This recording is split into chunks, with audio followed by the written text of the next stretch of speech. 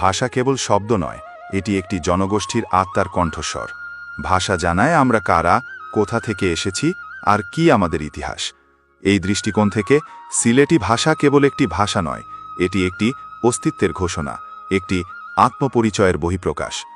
সিলেটি ভাষা ব্যবহৃত হয় বাংলাদেশ, সিলেট, সুনামগঞ্জ, মৌলভীবাজার ও হবিগঞ্জ জেলায়।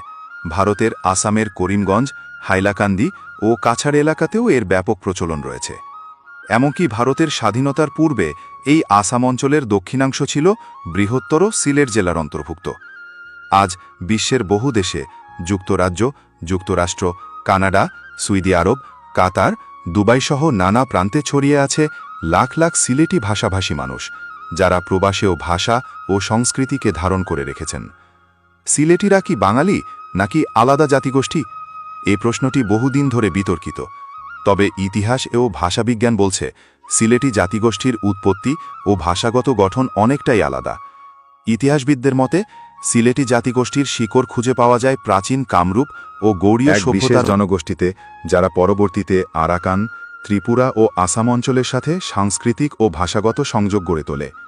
অনেক ইতিহাসবিদ যেমন মুন্সী মোহাম্মদ সাদেক আলী, পণ্ডিত দীনবন্ধু উল্লেখ করেন যে সিলেটি জনগোষ্ঠী ছিল অবাঙালি মিশ্র জাতি, যারা পরে ইসলাম গ্রহণ করে স্থানীয়ভাবে আলাদা পরিচয় গঠন করে।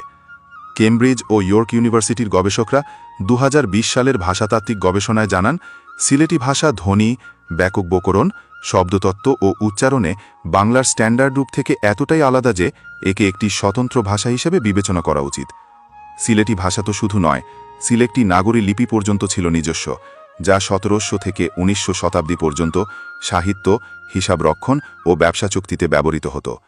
এই লিপিকে আজ ইউনিকোডে স্বীকৃতি দেওয়া হয়েছে। তাহলে এখন বলা যায় সিলেটিরা ঐতিহাসিক ও সাংস্কৃতিকভাবে আলাদা এক জাতিসত্তা।